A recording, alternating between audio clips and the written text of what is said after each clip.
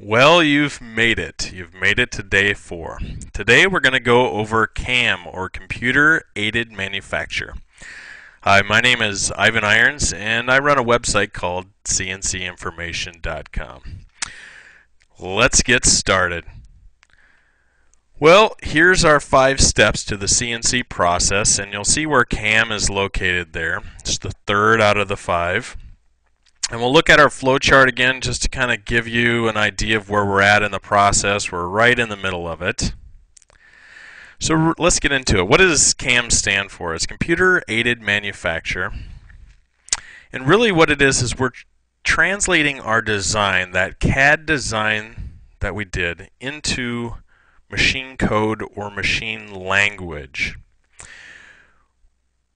Really, we need to know what CNC machine we're going to use, what type of material we're going to use, what are we going to build, but really it's translating that design into something that our CNC machine can understand. Now, our CNC machine, it doesn't really know what we want from it. It doesn't know where the part's located. It doesn't know what tool that we should be using. It doesn't know how fast to move, and we need to define that, and we do that in the CAM step. Here I kind of have a graphic of the various things that we need to do during CAM. Now, not all of these are done every single time, but this is kind of the overview. So we need to define the material, we need to define the stock size, select coordinates, what's our tooling, what's our feeds and speeds. We need to simulate the machining, and then we need a post-process. Now here's kind of a look. This is from Rhino CAM. We'll look at a couple of those steps that I just showed. So right here we're defining on the left the stock, and this could be easily a cylinder as well, but you need to tell the CNC machine what it's holding, what is the overall shape of the stock. And then on the right, you need to locate the part inside of that stock. You need to tell it where to start. So you'll see the Z alignments at the top and the XY alignments at the northwest corner of that. But we need to let the machine know where the part is. It doesn't have eyes, and we need to describe in a very specific way how we want the machine to move. We also need to define what tool we're going to use, and you'll see that on the left, and there's all sorts of tooling. On the top of that photo, you can see across the top the different types of tooling that you could select in here, but they'll also have different lengths and diameters and how big is the holder, and we need to define all that so the machine doesn't crash the tool into the stock. On the right, you'll see a photograph where we're defining the speed. So one of those speeds is the spindle speed, how fast. This happens to be for a milling machine. So how fast is that, say, end mill turning? How fast are we going to plunge into it? These are all things that the CNC machine needs to know, and we need to define before we go out there. Part of that's just a safety factor as well. Next, I really like to simulate the machining, and you can generally do this in CAM if you have this is a little bit of a higher end program, but most of them have some sort of animation where they'll walk through the tool path so you can see how your machine is going to move. So the photo on the left, it's milling out that center hole in that stock, and you'll see it kind of goes down in a spiral fashion. You see the tool path there.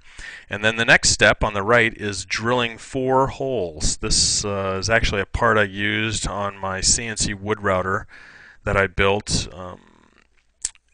And you'll see the order of the drilling of the holes as well in that tool path. Then kind of the finale of CAM is you post-process. You define all the different parameters, you tell the machine, you describe everything that you possibly can, but then you need to post-process out a file, and that file will be a G-code file. Well, there's different post-processors, as you'll see here. because there's different CNC machines, and each one is somewhat unique in how it likes to move, and so these post processors make it very flexible. You can spit out G-code for all these different types of machines. So you'll see a number of CNC controllers as well. But you'll see on the right, that one's those are plasma cutter post processors, and the ones on the left are milling machine post processors. So once we post process, we have a file left over, and that file is filled with G-code, which is the language of CNC. It's what a CNC machine runs on. And G-code is the outcome of the post-processing and the outcome of the CAM process. It's what we're left over with when we're done. Now, G-code is not dynamic, and let me explain that a little bit more. It's very static. Once you post-process and you have a G-code file, that file can only do one thing. It's a specific set of instructions. If you go back and change your CAD design and make it bigger, that G-code will no longer build the same part that you want it to. It's not flexible, it doesn't move with it. Same thing with CAM. If you change CAM parameters like feeds and speeds, that sort of thing, you will need to post-process again and create a new G-code file. So G-code is very static. It's a point in time, and if you change things upstream, you'll need to make another G-code file. And we'll just take a quick look at an example of one. You'll see on the left-hand side, those are the numbers. Some post-processors spit them out, others don't. I like it just to keep track of it. And this is, keep in mind, a very small snippet of G-code. But as you read through it and you get used to G-code, the more and more you see it, it's telling the machine to do very specific things. So the first movement on line N01, it's telling it to move in the positive Z direction. So it moves up 1/4 of an inch there. It turns on, you go down a few more lines, it turns on the spindle of the milling machine, and it turns it on in a forward direction, and it turns it on at 1,000 RPM. So it's telling it very specific things. The next line, the N05, it's moving in the XY direction to that location, and then it moves up in a Z, and then it goes in at a certain feed rate. So each of these lines of code are telling your CNC machine to move in a very particular way. So since we're doing CAM today, I thought I'd talk a little bit about the different CAM software packages out there. Similar to CAD, there's 2D, 2.5D, 3D, and you get into a 4th axis and a 5th axis, and this really depends on your CNC machine if it has those abilities. But it usually is an add-on to CAM software programs. And again, with CAM, there's free ones out there, and you can spend out to about infinity if you want. And what I've kind of found is the dollar amount that you spend really depends on the number of axes that you get with the CAM software. So the less axes, if it's 2D, that CAM seems to be on the inexpensive end. If you want 5 axis, well, get ready to get out your wallet, you're probably going to pay.